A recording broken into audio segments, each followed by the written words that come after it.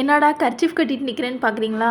இன்னைக்கு கிளீனிங்ல இறங்கியாச்சுங்க. இன்னைக்கு எதுவும் வேலை இல்லன்னு நெனச்சிட்டு இருந்தேன். அது எப்படி உனக்கு வேலை இல்லாம அப்படின்னு சொல்லிட்டு, நீ ஒரு பக்கம் கிளீன் பண்ணு, நான் ஒரு பக்கம் கிளீன் பண்றேன்னு எங்க அம்மா சொன்னாங்க. அவங்க கிச்சன் ஷெல்ஃப்லாம் கிளீன் பண்ணிட்டு இருந்தாங்க. நான் ஃபேனு, ஏசி ஃபில்டர் இதெல்லாம் கிளீன் பண்ணிட்டு இருந்தேங்க. எங்க வீடு மெயின் ரோட்லயே இருக்கனால ரொம்ப தூசி ஆகும். இத்தனைக்கும் கபோர்ட் போட்டே அவ்ளோ தூசி ஆகுது. இங்க பாருங்களேன், பீரோக்கு மேல அவ்ளோ தூசி. அப்புறம் எல்லாத்தையும் கிளீன் பண்ணிட்டு புது நியூஸ் பேப்பர்லாம் சேஞ்ச் பண்ணேன். அதுக்கப்புறம் அப்படியே ஃபுல்லத்தையும் கிளீன் பண்ணிட்டு இருந்தேன். அதுலயே டைம் ஆயிடுச்சுங்க. ஒரு 12 மணி கிட்ட ஆயிடுச்சு.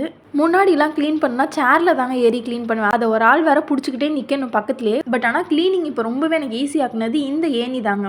இது பார்த்தீங்கன்னா ஸ்டெப் பை ஸ்டெப்பாக இருக்க ஏணி. ஸ்டெப்ஸ் ஒரு 4-5 ஸ்டெப்ஸ் இருக்க மாதிரி இருக்கும். ஈஸியாக ஃபோல்ட் பண்ணியும் நம்ம வச்சுக்கலாம் வேண்டாம்னா. அதுக்கப்புறம் பிளிங்கிட்ல ஆர்டர் போட்டிருந்தேன். அதுவும் வந்துருச்சு. வெளியே போகிற வேலை இருந்துச்சுன்னு கிளம்பி போயிருந்தேன். எங்கே போயிருந்தேன்னு தானே பார்க்குறீங்க, பேங்க் வரைக்கும் போக வேண்டிய வேலை இருந்துச்சுங்க. அம்மாச்சி கூப்பிட்டாங்க, சரி போகலான்ட்டு. இவங்க தான் எங்கள் அம்மாச்சி. அப்படியே பேங்க்குக்கும் போயிட்டு வந்தாச்சு. திருச்சி கலெக்டர் ஆஃபீஸ் பக்கத்தில் இருக்க பேங்க்குக்கு தான் போயிருந்தோம். அப்படியே வீட்டுக்கு வந்து சாப்பிட்டு தூங்கிட்டேங்க. நீங்கள் இன்னும் நம்ம சேனலை சப்ஸ்கிரைப் பண்ணலன்னா இப்போயே பண்ணிக்கோங்க. பாய்.